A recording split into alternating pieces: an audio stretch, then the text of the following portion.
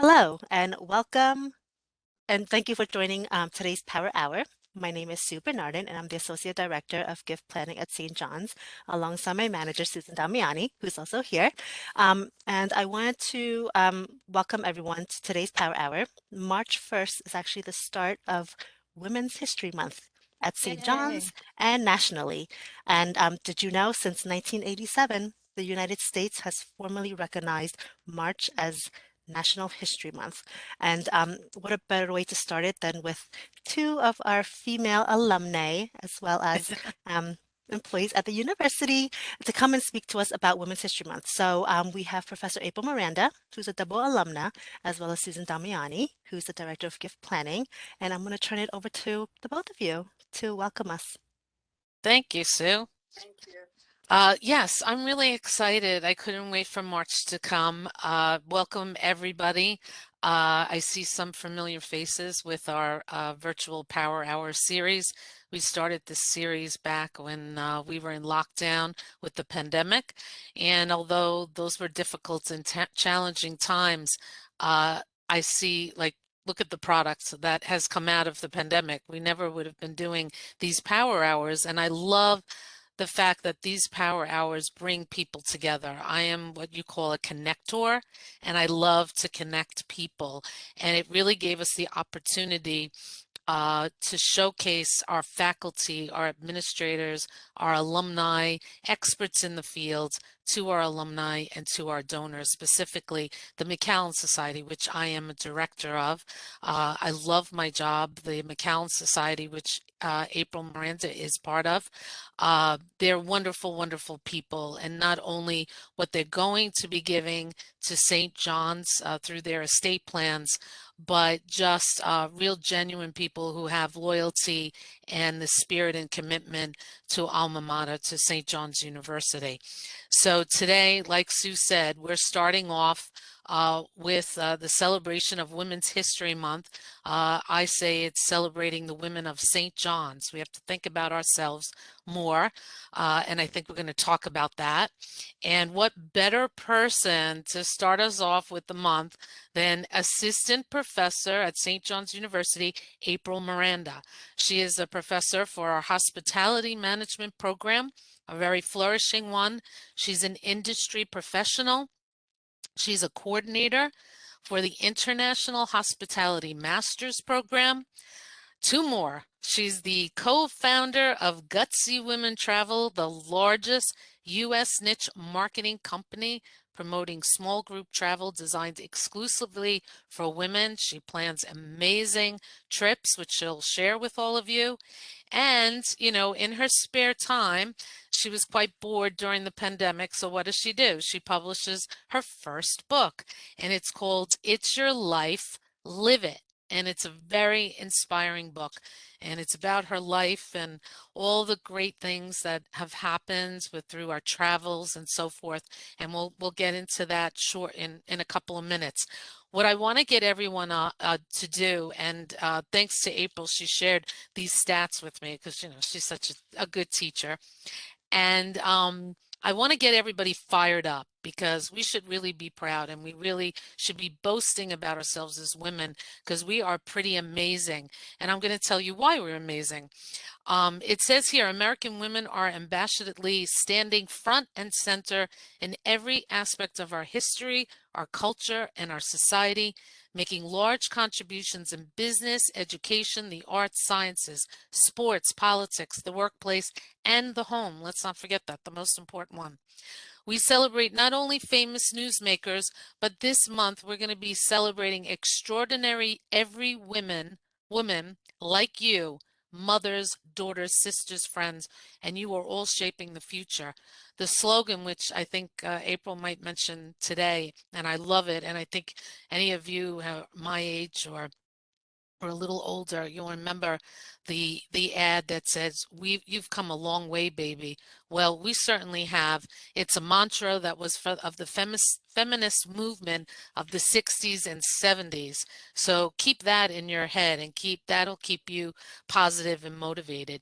But even more so, look at these stats. 2020, the US Census, women comprise over half the population, 51%, and continue to display their smarts, outnumbering men. Sorry, this is not man bashing, but hooray for the women in earning the most bachelor, master, and doctoral degrees, according to this American Enterprise Institute. And also, the report went on to note that women earned the majority of doctoral degrees in 2019 for the 11th straight year. Imagine that. And outnumbered men in grad school 141 to 100. And I can tell you because I'm going back to get my MBA, so I'm part of those stats. I really feel great about that. Despite a record high number of Fortune 500 women CEOs in 2020, this says we still got work to do. There are still nearly 13 companies that are run by a man for every company run by a woman. So hopefully today we're going to inspire you and we're going to have to change those stats. And St. John's women are going to do it.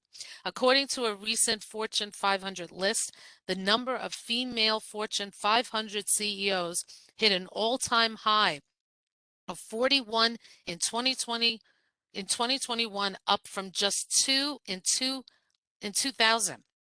And lastly, women-owned businesses represent 42% of all businesses. April is one of them, nearly 13 million. They employ 9.4 million people and generate, are you ready for this? Over 1.9 trillion in annual sales to our economy. I love this line here, and I have to share this one last thing. Yes, women are continuing to crack glass ceilings with their ability to bring home the bacon as well as fry it up in the pan. I love that line. Does everyone remember that commercial? I don't even remember the product. Do you remember that, April? Well, I can, we'll right? send Bring home the everybody the bacon. article. But the article is fantastic, and we're going to follow. We can follow up, like April said. But getting to April, because all these stats, she represents a lot of them. And the first question I want to ask of you is for Women's History Month, and we said, come a long way, baby. How can share a little bit with the group on, you know, representing these stats of what you've done in your life that have contributed to all these great things that are happening and what women are doing for the Women's History Month. Well, I wrote the article to be published, and we're going to share the article with the Yes. women Mm-hmm. in your audience. But you'll see specifically in the last couple of decades the great inroads that women have had in the workforce. And it shows how women are resilient, that they try and adapt to the situations that they're in.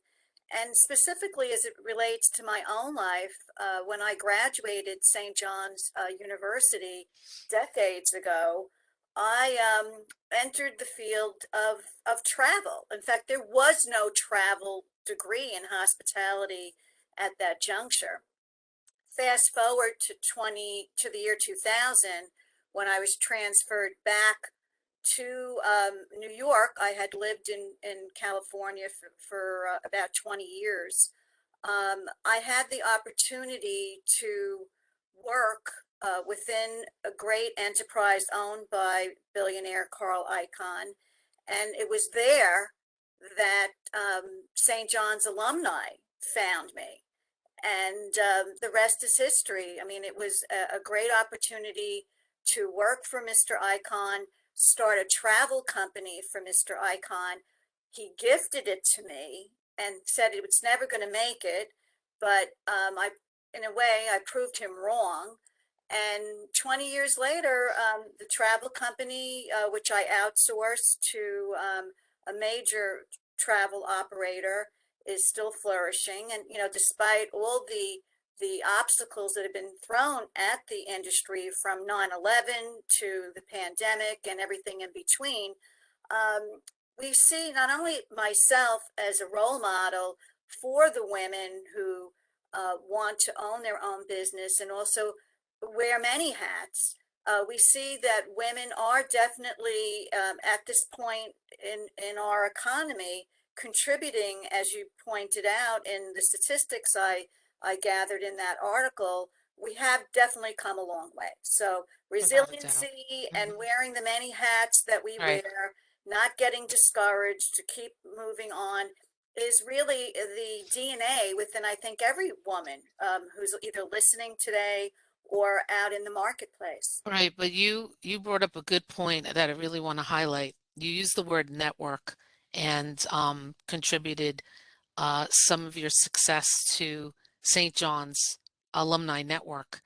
And again, today, what we're doing, all of you who are listening, hopefully people will be listening to the recordings. Um, I know you're here for people. I mean, you help so many students. You do amazing career fairs, and you've helped so many students get jobs and gave them an opportunity. You definitely have paid it forward. I think that is important that we should all think about, like this month, and not only this month, that we can empower women, but we could start right here with our alma mater. Just networking and helping everyone and pay it forward if someone has had an experience like April. I think it's really important, and we see that power. We see, like you said, those stats. We see that we are making strides, but just think, just St. John's, what we can do here if all the women get together. So I'm glad that you highlighted that. The other thing is I'm going to bring up this other person who has been a support in your life is Carl Icahn. I mean, the billionaire. I mean, this man is unbelievable, and to have the opportunity to work with him and see, how he conducts business and learn from him must have been really incredible. Now they have a documentary out on HBO Max. So I don't want to move away from Women's History Month, but if you don't mind, just a few words on what it's like to work with a billionaire like Carl Icahn and how he influenced your life and the way you do business today.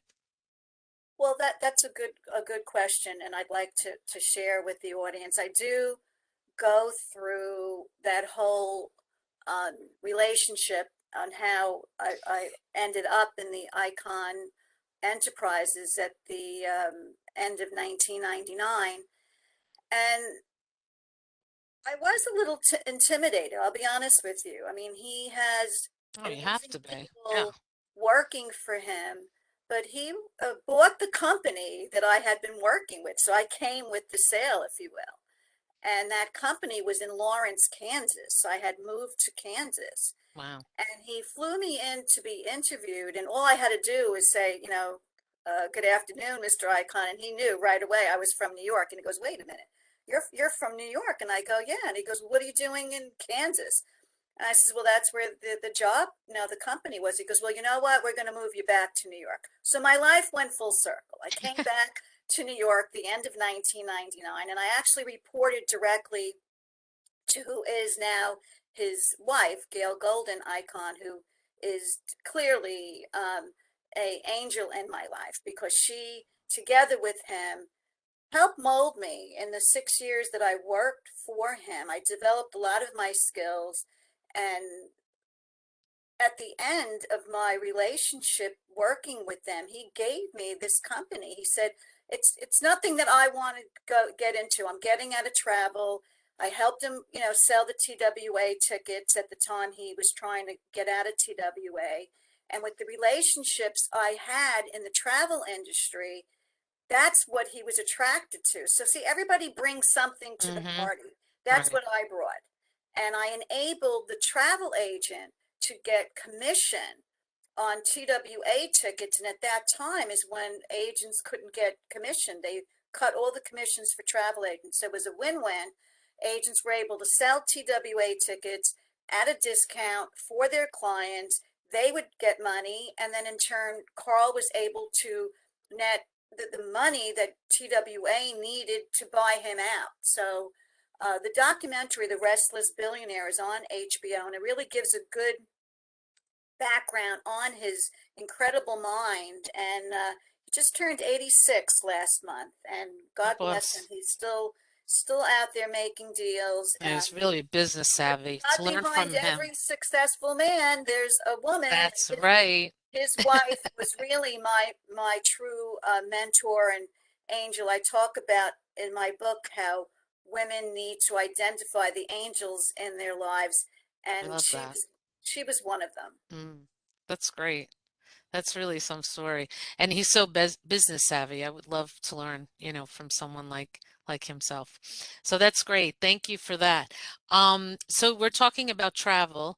I'm sure everybody's going to have some travel questions for you. And if you don't, if you're going on a trip, today is the day to ask our industry expert here, April, on how to prepare for traveling if you haven't traveled since the pandemic. I'm getting on a plane tomorrow to head down to Florida. I was on a plane in July, so I might have some questions for you. But now you develop this, you create this company, Gutsy Women Travel. Uh, Around 9/11. Okay, we all know, I don't know if anybody, we might have some young people on the call. You might not recall 9/11, but nobody wanted to even think about a plane, go on a plane. Everybody was so fearful, and April decides, I'm gonna develop a travel company. Oh, that's really good. Okay. You're really that was brave and risky. What, I mean, Well, you had no fear, like, am I crazy doing it? Like, I this is get into crazy. it. I get into it in my book, but Right, basically, it was really Carl who said, "All right, now I bought this company that you were with, and he was pretty much taking it apart." right. Said, "Come up with an idea, a new idea." He goes, "I'll fund it, but come up with an idea." And I started to do my research and my homework. This is a true story. Just turning on the television and looking at commercials. Who did I see the companies were going after? Now, again, this is in the year 2000. Women, the car companies, the pharmaceutical companies, the food companies. It was going after that women female purchasing power. And 70% of all travel purchases, by the way, are made by women. But Wow. if they're in a relationship, in a family, they are the go-to, they get it done. We all know Hmm, that, ladies, right? We do the research. right. So I did my homework, and I found in the year 2000, that 20% of women then, 40 and over, were single, divorced, or widowed. Today, fast forward to 2022, it's over 50%. So either women were not getting married, uh, are widowed, or getting divorced. And in that same survey, they found that 50% of women married or in a relationship take a trip without their spouse. He has different interests, he has different vacations, or she just really needs that time to get away and regroup. No one was speaking to that market. There was no travel companies just dedicated to Mm, women. mm, So we came up with this idea, and we bought the rights to the name Gutsy Women, which was a book written by Mary Beth Bond, who wrote a book, Gutsy Women, about her travels. She took 2 years off from working for Morgan Stanley or some financial institute that she was with. And she just wanted to take off, travel the world, and wrote a book about her life. And I had her as a guest speaker at our sales meeting that was in Vegas at the time at the Stratosphere because Carl owned it. And flying back to New York on his plane after the meeting, he called me over and he said, good job. He goes, that was very interesting.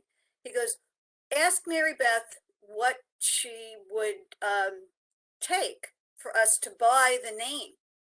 And he goes, you, with your marketing background and your connections with the travel industry, you can create a travel company to and program for that name, and that's how it started. It's a That's great how it name. started. That's a And great name. I have since trademarked it. Really? Yeah, Yeah, it's well, great. he in his mind, it was not something that he was going to be interested in. Like I said, he got out of travel, sold all of his Right. casinos, sold TWA. And I go, what about gutsy? What about gutsy women? And he goes, you know what? You worked very hard for us for the past 6 years. I'm going to gift it to you. You're never going to make it, but I'm going to give you a severance package that you have cash flow. I want you to experience owning your own company. A very benevolent man, and I'm happy that the HBO documentary really shows him in his benevolence, because he really is a good man. He got a bad rap. Did you ever go back to him later and say, Carl, proved you wrong. The Look, company's doing really well. listen, if the company's not $1 billion, it's not I of know, right? any Yeah, interest to him. right, Are you exactly. kidding me? With everything going on with the pandemic and whatnot, Mm, he's so happy he's out of travel. He's yeah, I out of travel. bet. I So, bet. but for me, it was never about the money. For Right, me, Gutsy Women was really doing something that the women's market needed. right. And I never in a day look back at what we did and have any regrets, irrespective of all that we went through. Well, I think what you can show what you really have done, and I'll let you share the story, but the cover of the book, it tells it all. These women that you took to Iceland, and you said you were the first, like, what did you were like all over social media? Tell Pandemic them the story. pioneers. We're called the Pandemic pandemic pioneers. pioneers. So during the pandemic, you're probably the first group that ventures out and you did your research, right? Iceland, you said was a level 1, so it had low risk. And you take this group and you're like pioneers. You go out and say, it's okay to travel. We're going to Iceland, and here it is right here on the cover. I Well, think it's look, great. let's not underestimate what we just lived through. We lived through a Right. pandemic, and from all of the horrible situations of illnesses and deaths and people succumbing to this horrible pandemic, we lost our freedom. It was really the inability to connect Hmm. with people that was Right. taken from us. And, when it first happened in March of 2020, I don't think any of us realized that it was going to be almost a year and a half that we would be able to start having some sense of connecting with people. So the trip to Iceland was the end of June of 2021.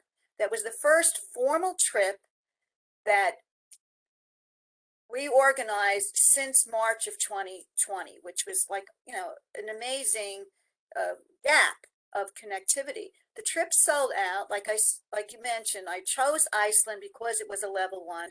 There was no mask requirements there. But the big issue with Iceland, and for anybody listening, it has low population. So we have found that it's the density, like the New York City, LA, your big cities that have the concentration of the ability to transfer the any type of virus. So we Right. felt that by going to Iceland, the population's only a few million, that we would have that peace of mind. And when you look at the faces of us in that picture, Yeah, we I'll were show it just again. we did a side trip to the Blue Lagoon spa. I mean, so we're all glowing. And then we went to this natural hot spring that Iceland has. And then we come across right outside of Reykjavik. Those mountains are real. It's not Photoshop. That was I know where it we really were. does look Photoshop. And we see these purple flowers in the back Right here. hill area. And we said that would be a perfect place to do our group shot. And as a gift on the trip, I gave everybody a mask, a purple mask. I felt that I if, can if see they it. felt Yeah. if they felt that they would be more comfortable when we were touring, it was up to them. But again, Iceland did not have a mask requirement. So we had the mask with us, but then everybody just looked at each other and we just said, we're throwing them to the wind. And that's what the photographer captured there. And when my publisher said, what do we want to use for the cover of your book? It was a no-brainer. I mean, that picture is priceless. And it went That is viral, great. by the way. It went viral. It was picked up in travel magazines, LinkedIn. AAA who operated the trip Wow. for us, who was our operator at the time. And it really captured the essence of that ability to travel again. And I have to say that for anybody listening, you cannot be afraid of life and what a virus can do. You have to live your life as the my trademark says. It's your life, live it, but take Exactly. precautions. We Hmm. found a destination that was COVID friendly, if you will, and worked with us. We had no fears when we were there, and it was probably one of the best trips that the women had ever experienced. That's great. Yeah, it had to be exhilarating, and like you said, we were in lockdown, and just to get women together and to go on an amusing trip like this, I could see where it probably is a very memorable trip for everybody.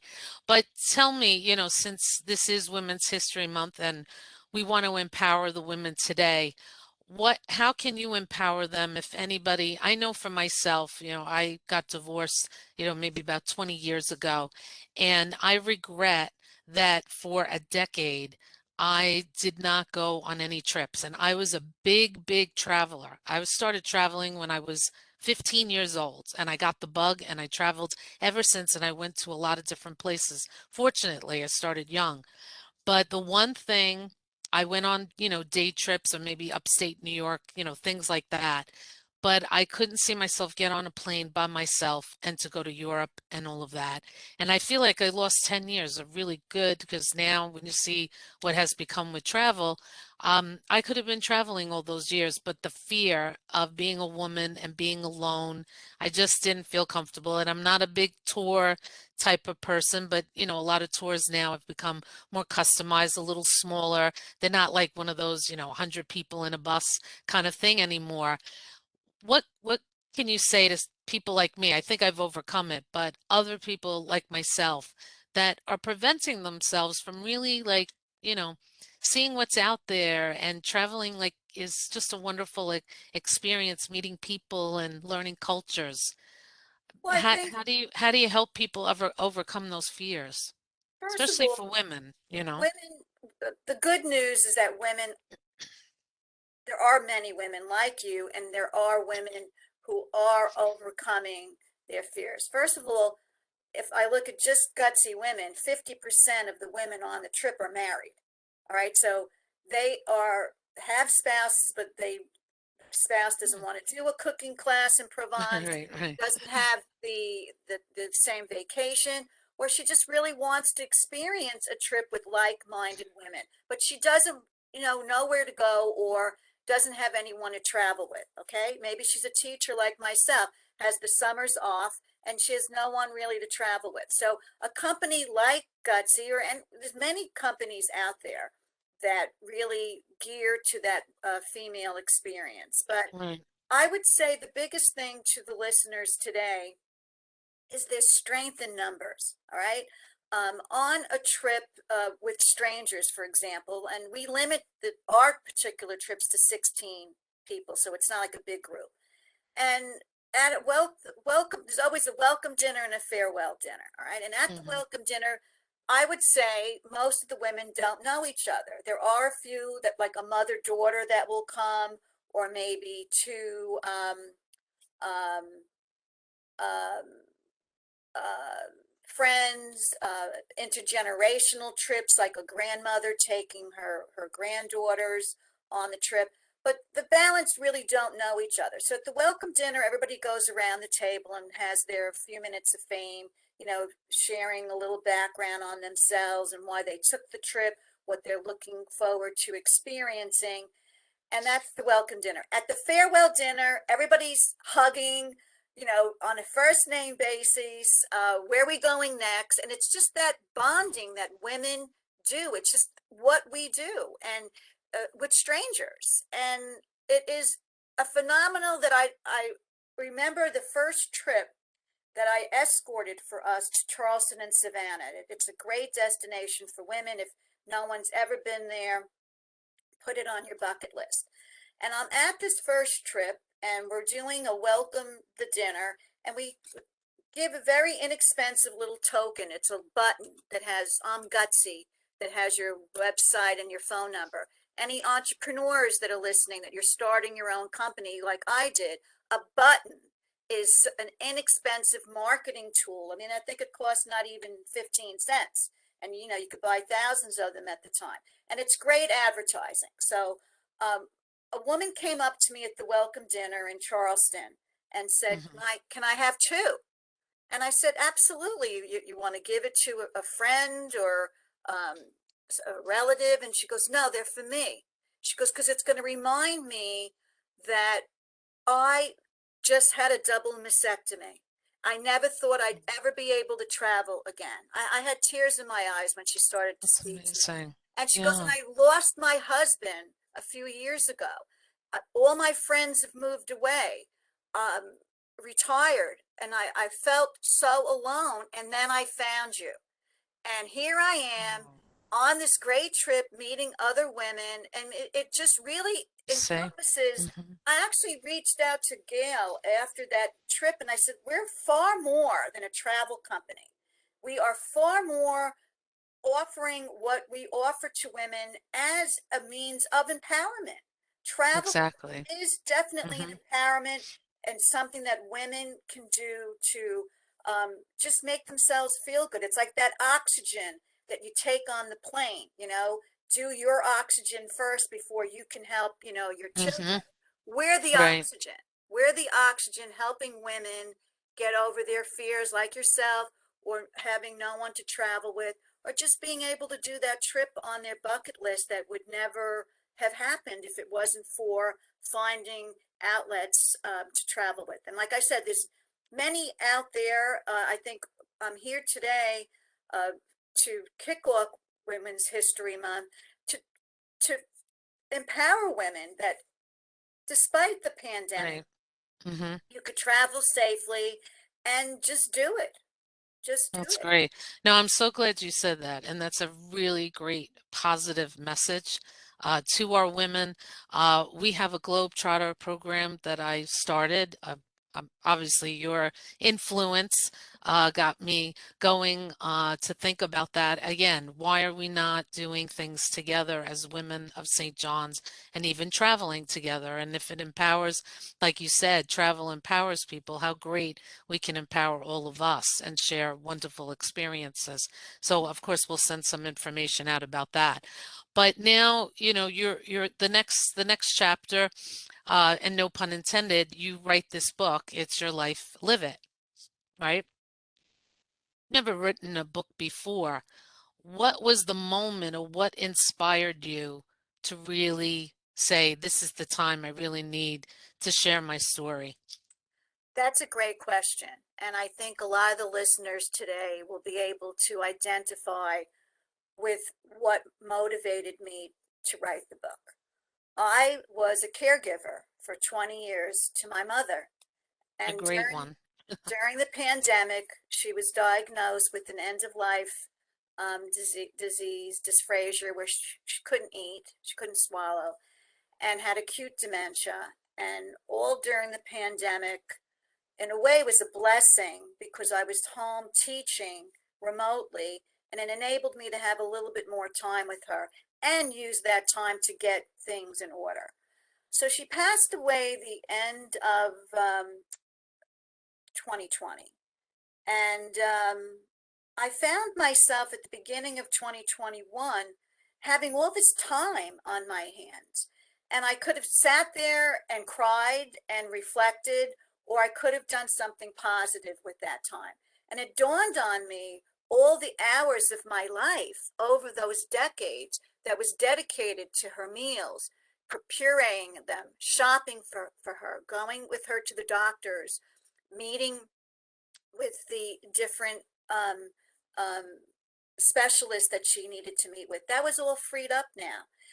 And I thought, what a positive therapy for me would be to memorialize my journey as a caregiver and also my life in general. Because I started looking at her demise when she passed, I started looking at my own. It was a natural. It's And natural, I right? think anybody who has the opportunity to reflect and write, in my case, it was a business memoir because I had decades of experience that I wanted to memorialize. But just your life in general, it's such a great way to capture key moments in your life, either that you've gone through, that you are going through, and what the plan is for you. So it gets you to kind of look at yourself and say, am I Hmm. repeating the same uh, Right. issues, or am I progressing? So it was very good therapy. Yeah, And I definitely good dedicated therapy. the book to my mother, Oh, and how the sweet. proceeds go to hospice, Oh, which I don't think nice. I could have gone through what I went through without the help of hospice.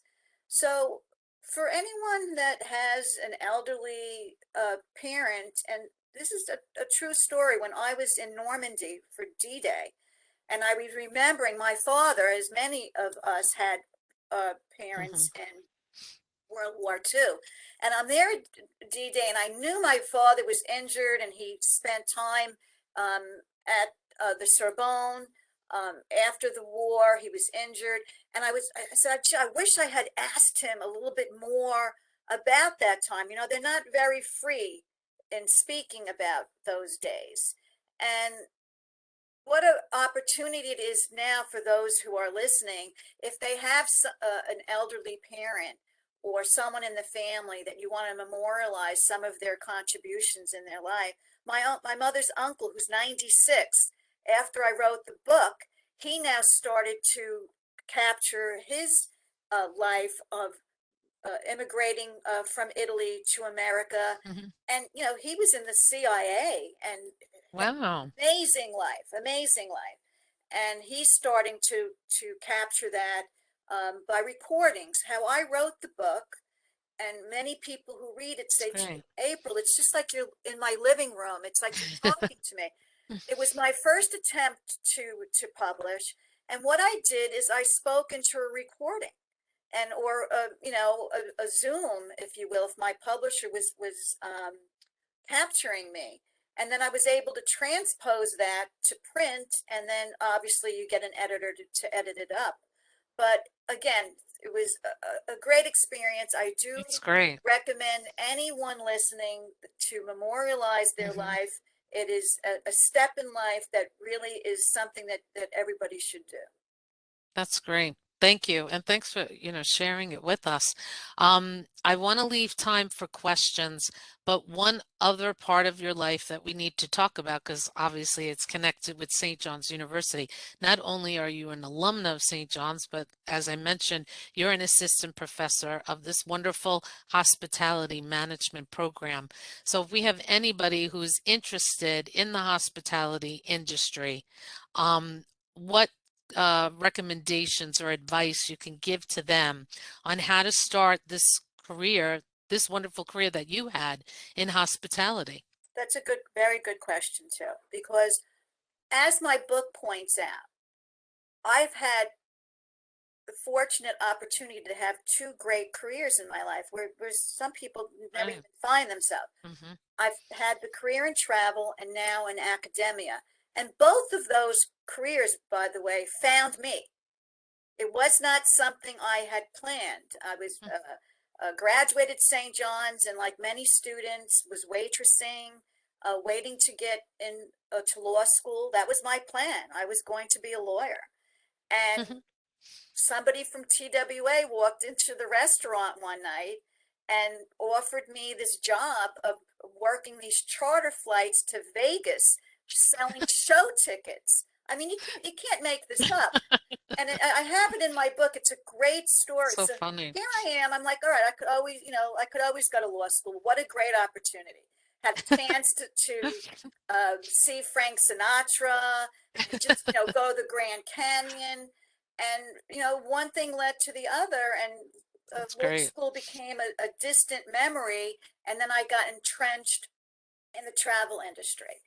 Then fast forward to St. John's alumni finding me when I worked at Icon. And I have them to thank, because when I met with them, that was in the year, I think, 2001 or around there, 2001, St. John's started their hospitality program, and they offered me an adjunct position where I would teach as an adjunct, being decades in the travel industry.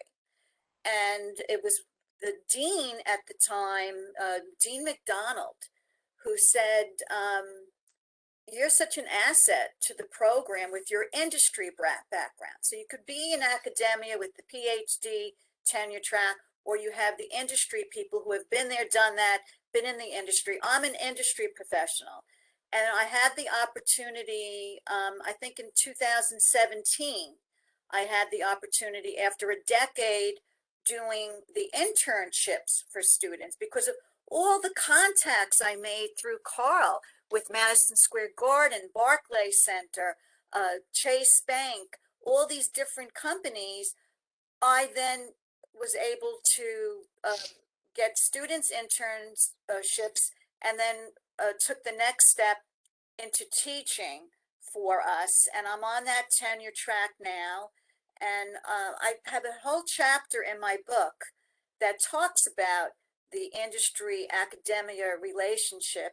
And I do also quote a lot of my students in that chapter, the work that they have done in what I do in my classes, have them do a digital story, with a picture and to share a little bit about their life. And it's a great exercise. And it's one of my favorite chapters, chapter 12. That's And great. I think anybody who reads it will see that industry and academia coming together are great for the hospitality industry. And right now, that industry that we're in and teach is going to be set to boom. It is because of the pandemic and people not being able to travel, hotels, restaurants, events, everybody is waiting. Now it's going to be a industry that's going to be hiring and expanding because of that innate desire for people to travel. The hospitality industry, next to federal governments, is the #1 employer globally. We found that out after 9/11, how important the travel industry was, not only to us, but to the world. And now we see after the pandemic how the travel industry is important to the world. So we're So getting what are ready. you seeing? Sorry to interrupt, but what are you seeing when the students now they get their undergraduate in hospitality, now we have the master's program. When they leave St. John's to get a job in hospitality, where are they, what areas of hospitality are they gravitating to? Yes, I mean, a lot of them, most of my master's students, they want to be a GM of a hotel. And in fact, Oh, I nice. had the Okay. head of Steve Wynn. I had the head of Hilton come in, the head of HR for Hilton, and I said, all my students want to be a GM. He goes, that's great because Mm, look at him, he's the head of HR, and he started in the restaurant of his wow. a hotel. So you really do start and work your way up. Hmm. But hotel is a big Is a big one. Hmm. and event planning. Events, Yes.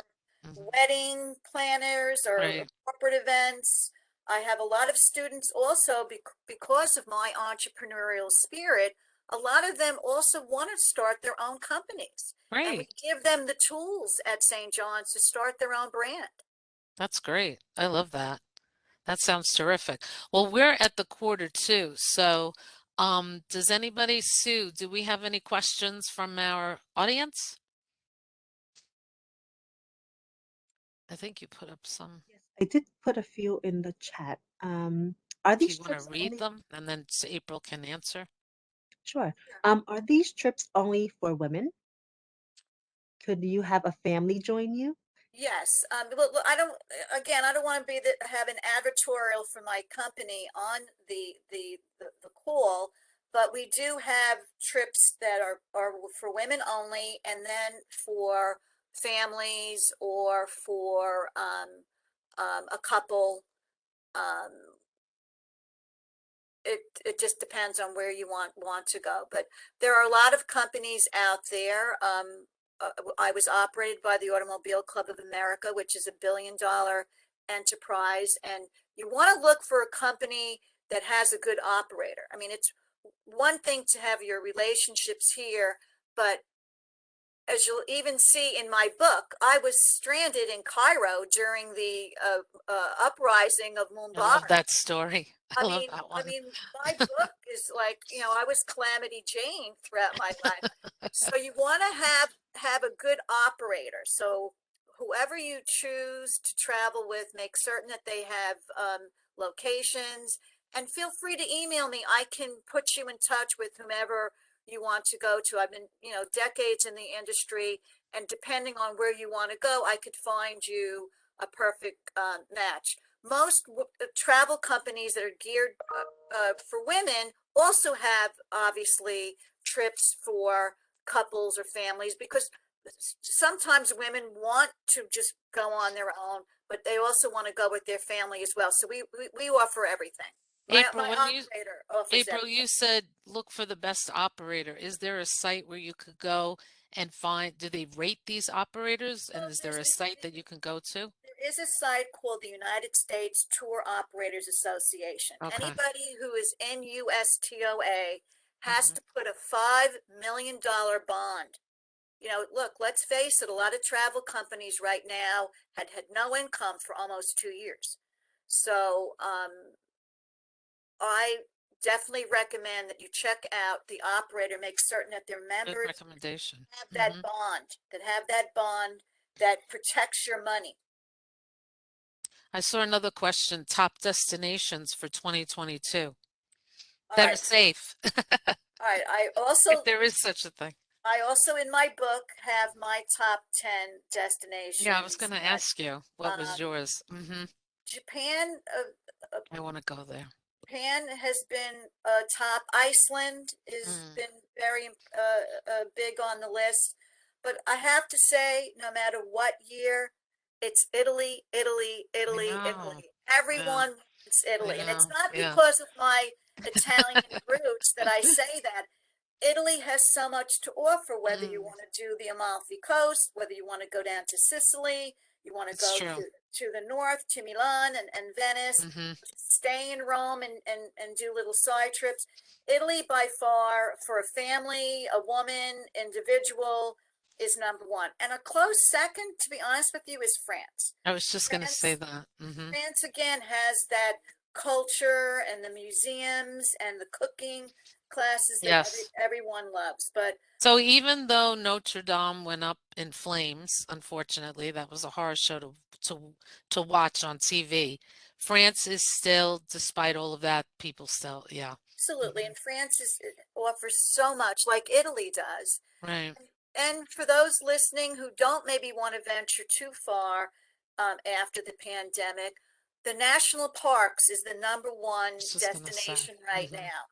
The issue with the national parks is they don't have enough staff Oh, to wow. work at the various hotels and restaurants. So there's going to be limited trips there, but plan ahead. But that destination seems to be doing But very well. usually for parks, they say, I know for certain parks, you have to book 365 plus 1 day ahead of time. So if it's limited, is that going to be even longer? They have to book like 2 years ahead? Well, no, if you're going with No.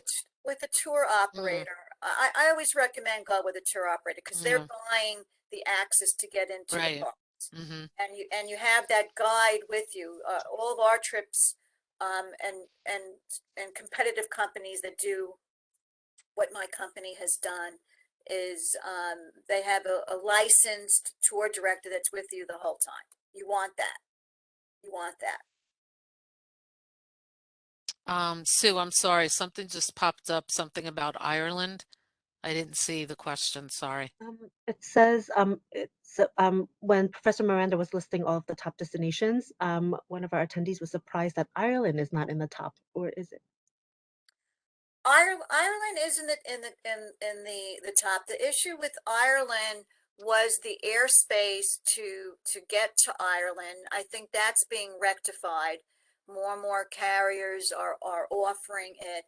And, you know, Ireland did have the 2 week isolation policy that you had, let's say you wanted to go on a vacation to Ireland, you had to isolate for like a week before. So that meant, like, you know, if you're going on a 2 week vacation, Mm, so all of that seems to be subsiding now. But okay. Ireland, yes, is always in demand. In fact, we offer it as well. With the pandemic, though, would you recommend cruises? Great question. In Mm. fact, I'm taking a group to Greece in May. 3 times the charm. The trip was canceled in 2020, canceled again in 2021, and we're finally going. It's sold out. We're leaving May 18th. Wow. And it was originally, Susan, designed on the three-mast ship Oh, to fun. go island to island. But you know, being I'm in the industry, I'm very happy. I followed my gut, and we ditched the ship, and now we're going city to city in an open air hydrofoil, and then staying at Hmm. in Athens, Mykonos, Smart. Santorini, Crete in hotels. Because what you're seeing now with the cruises, one person gets COVID on that ship, you're quarantined. And I'm not telling people listening not to go on a cruise, but just be mindful that you have a lot more obstacles, especially on Hmm. the larger ships. Maybe a Right. river cruise, a European river cruise might be better, not as big. Some of them are Hmm. only 50 to 70 people, but the Mm. larger the ship, the larger your chances are that there might be some sense of a strain Right. that develops, and you just need to be a little bit mindful of that for now. For now. Right. No. And are you prepared? I mean, how should someone prepare now to go on a trip?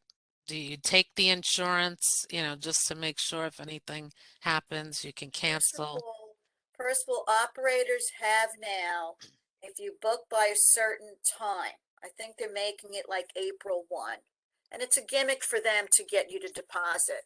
If you book by April 1, you have a and then there's an outbreak of some kind going forward, either a full refund or you get to move your money over to another destination, which is good. Definitely travel insurance, and all companies now require repatriation insurance. It's cheap. You could buy it through your Visa or American Express. I know when we went to Iceland, it cost me $30 to have an extra. Repatriation means if, let's say, something breaks out again and you need to get back, okay, repatriation pays for that expense. So in addition to your health, or casualty insurance or Hmm. baggage insurance, you always take that rider policy for repatriation. All your major companies, credit card companies sell it. It's very inexpensive, and it helps you if you need to, like, get out of Dodge and get back Hmm. to the States. I never heard of that. That's very It's a helpful. big thing now Right. after COVID. And as a professor, because we all know why we could see, how knowledgeable you are in travel. As a professor, what are some lessons that you share with your students about hospitality, about traveling? Be humble. Be Mm, humble. Don't be walking around a foreign destination wearing, all your jewelry and dressing that you stick out. Just be a tourist, but mhm, be humble. Um, be mindful of the customs. Definitely pick up a tape. The language tapes that are very readily available now, and then you can even get an app on your phone that you can pick up some sayings, in the right. local Hmm. language. Um, WhatsApp is a free app that enables you to send emails and to send pictures readily wherever you are. And after the tsunami, we found that ATMs were down for a long period of time. Never travel without some cash. Have like even if it's just $100 and you forget you have it, put it in your carry-on, because you may not have an ATM available for you. And always have some type of cash. It's better to use your ATM card, though, to get local currency. Traveler's checks are, Thing of the a thing of past. the past. Mm, And getting, using your ATM that has the local currency with less of a surcharge is really the way to go. And rather than bringing um, bottled water, you can bring, because especially in Europe now, they're all into sustainability. There are water stations throughout, and plastic bottles are a thing of trying to be a thing of the past. So you could bring one, let's say you're traveling and you have a water bottle that you're bringing on the plane, or a travel water bottle. Use mm-hmm. that. But water Okay. and hydrating is always the big thing. Right. Iceland is not inexpensive. It's an expensive destination because everything needs to be imported in.